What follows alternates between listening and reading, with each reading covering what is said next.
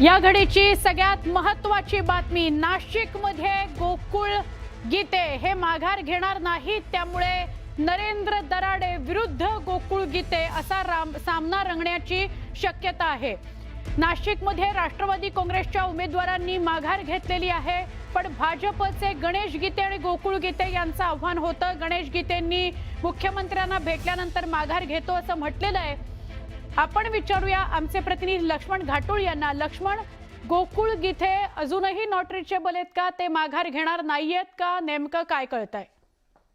नाशिक विधान परिषदेच्या निवडणुकीतला सस्पेन्स जो आहे तो अद्यापही कायम आहे। याचं कारण आहे गोकुळ गीते नॉट रिचेबल आहे आणि गणेश गीते अद्यापही माघारीसाठी पोहोचलेले नाहीये।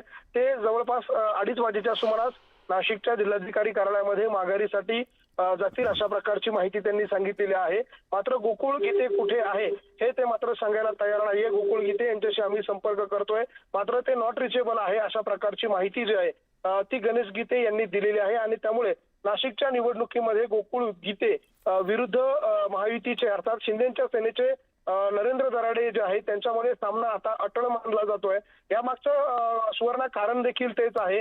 केवळ नाशिकच याला कारणीभूत आहे असं नाहीये, तर जळगावमध्ये भाजपच्या उमेदवाराविरोधामध्ये शिंदेच्या शिवसेनेने जे उमेदवार दिलेले आहे त्यांनी देखील तिकडे माघार घेण्यास नकार दिलेला आहे आणि त्यामुळे जळगावची माघार झालेली नाहीये आणि म्हणून आता नाशिकची देखील भाजपचे हे बंडखोर उमेदवार जे आहे गोकुळ गीते हे देखील माघार घ्यायला तयार नाहीये। त्यामुळे गोकुळ गीते माघार घेणार की गणेश गीते माघार घेणार हे मात्र ठरलेलं नसलं तरी देखील एक गीते या निवडणुकीच्या रिंगणात असणार आणि त्यामुळे नाशिकची निवडणुकीमध्ये दुरंगी सामना अर्थात नरेंद्र दराडे विरुद्ध गीते बंधूंपैकी एक असा सामना रंगणार हे निश्चित आहे। अजित पवारांच्या राष्ट्रवादीच्या 2 उमेदवारांनी काही वेळापूर्वी आपले उमेदवारी अर्ज मागे घेतले, त्यामध्ये वैष्णवपंत म्हैसुने आणि बोडके नामक एक उमेदवार होते। या दोघांनीही या निवडणुकीतून माघार घेतलेली आहे। ते जिल्हाधिकारी कार्यालयात पोहोचले, मात्र गीते बंधू अद्यापही माघारीसाठी तयार नाहीये। त्यांचा माघारीचा निर्णय लक्ष्मण, या अनुषंगाने जळगावमध्ये गुलाबराव आणि इकडे गिरीश महाजन यांची प्रतिष्ठा कोणाला लागलेली आहे का? बंडखोरांना जर शांत केलं नाही तर? आणि दुसरं म्हणजे दबाव तंत्र महायुतीतच आपापसात वापरलं जात आहे का?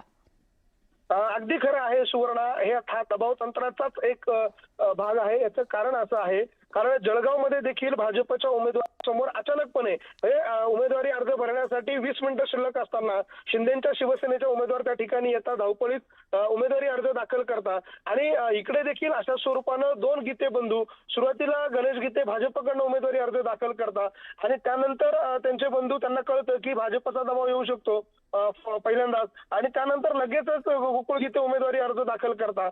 आपण जर सुवर्ण बघितलं तर विधान परिषदेचा उमेदवारी अर्ज दाखल करणं हा इतर निवडणुकांइतका सोपा नाहीये। इथे 10 नगरसेवक अर्थात 10 लोकप्रतिनिधी सूचक आणि अनुमोदक म्हणून लागतात। इतक्या 10 नगरसेवकांच्या 10 जिल्हा परिषद सदस्यांच्या सह्या द्यावर लागतात आणि त्यानंतर तो उमेदवारी अर्ज जो आहे तो भरला जातो। त्यामुळे हा पूर्वनियोजित भाग आहे आणि हे सगळं पूर्वनियोजित सगळा प्रकार आहे आणि त्यामुळे नाशिक आणि जळगाव या 2 जिल्ह्यांमधल्या ज्या विधान परिषदेच्या निवडणुका आहे त्यांच्यामधला जो अंतर्गत संघर्ष सस्पेन्स जो आहे तो का वाढतोय हे दबाव तंत्राचाच भाग आहे। तुम्ही जळगावची माघार घ्या मग आम्ही नाशिकची माघार घेतो, तुम्ही नाशिकची माघार घ्या मग आम्ही जळगावची माघार घेतो, अशा स्वरूपाचं दबाव तंत्र महायुतीतल्या शिंदेची सेना आणि भाजप या 2 पक्षांमध्ये रंगल्याचं पाहायला मिळतंय। तिकडे गुलाबराव पाटील, इकडे गिरीश महाजन या 2 नेत्यांवरती या 2 निवडणुका ज्या आहे त्या अधिक ताणल्या गेल्या। जर हा लढा असाच झाला तर मात्र हा सामना जो आहे तो बंडखोर विरुद्ध पक्ष असा नाहीये, तर महायुतीतल्याच 2 पक्षांमध्ये हा सामना रंगेल हे मात्र तितकंच खरं आहे सुवर्णा।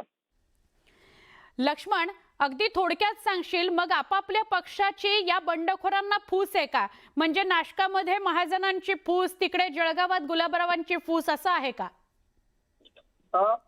सध्या तरी हे स्पष्ट नाहीये, मात्र जे चित्र दिसतंय किंवा ज्या पद्धतीने दबाव तंत्र दोन्ही बाजूनी वापरलं जातंय, तिकडे गुलाबराव पाटलांनी काही वेळापूर्वीची माध्यमांशी बोलताना सांगितलं की नाशिकची माघारीचा निर्णय जो आहे तो अद्याप प्रलंबित आहे आणि आमच्या माघारीबाबतचा निर्णय जो आहे तो वरिष्ठ पातळीवर म्हणजे उपमुख्यमंत्री एकनाथ शिंदे घेतील। इकडे गिरीश महाजन देखील तेच म्हणताय की जळगावचा निर्णय अद्याप झालेला नाहीये, आमच्या माघारीबाबतचा निर्णय मुख्यमंत्री घेतील। त्यामुळे निश्चित हा दबाव तंत्राचा भाग आहे आणि हे दोन्ही नेते दबाव तंत्र वापरत आहे। त्यामुळे आता या निवडणुकीमध्ये कुणाची फूस आहे हे ज्या वेळेला निवडणूक सुरू होईल त्यावेळेला स्पष्ट होईल। अगदी बरोबर, धन्यवाद लक्ष्मण, सविस्तरपणे बोललात त्याबद्दल।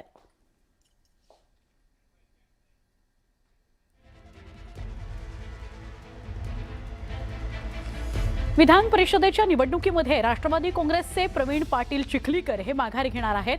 नांदेडची जागा भाजपला सुटलेली आहे। महायुतीचा धर्म म्हणून राष्ट्रवादी काँग्रेसकडून उमेदवारी दाखल केलेले प्रवीण पाटील चिखलीकर यांचा उमेदवारी अर्ज मागे घेत असल्याचं प्रताप पाटील चिखलीकरांनी सांगितलेलं आहे। नांदेडमध्ये प्रवीण पाटील चिखलीकर माघार घेणार आहेत, त्यामुळे महायुतीच्या उमेदवारासमोर आव्हान असणार नाही। आमचे प्रतिनिधी मुजीब शेख यांना विचारूया। मुजीब, नांदेड मधलं काय चित्र? नांदेड विधान परिषदेची जागा ही राष्ट्रवादीने देखील मागितली होती, मात्र महायुतीमध्ये सर्वाधिक ज्या जागा आहेत ते भाजपला होत्या, त्यामुळे भाजपचा दावा पूर्वीपासूनच भक्कम होता आणि भाजपला ही जागा सुटली। मात्र त्यापूर्वीच राष्ट्रवादीचे जे आमदार आहेत प्रताप पाटील चिखलीकर यांचे जे सुपुत्र आहेत प्रवीण पाटील चिखलीकर यांनी देखील अपक्ष म्हणून अर्ज दाखल केला होता आणि आज अर्ज अर्ज मागे घेण्याच्या शेवटच्या दिवशी दोघांनी संयुक्त पत्रकार परिषद घेतली। विशेष म्हणजे अशोक चव्हाण आणि चिखलीकर हे दोघे एकमेकाचे कट्टर राजकीय विरोधक मानले जात आहेत। अनेक वेळा ते महायुतीमध्ये असूनही नगर परिषद असेल, महापालिका असेल, त्यांनी युती आघाडी केली नव्हती।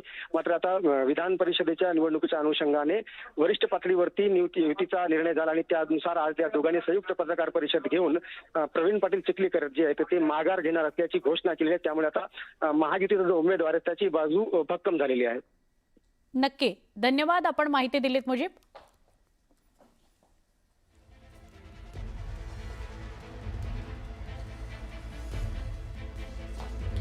नांदेडमध्ये प्रवीण पाटील चिखलीकर अर्ज मागे घेणार आहेत, त्यामुळे थोडं महायुतीचं टेन्शन कमी झालंय असं आपल्याला म्हणता येईल।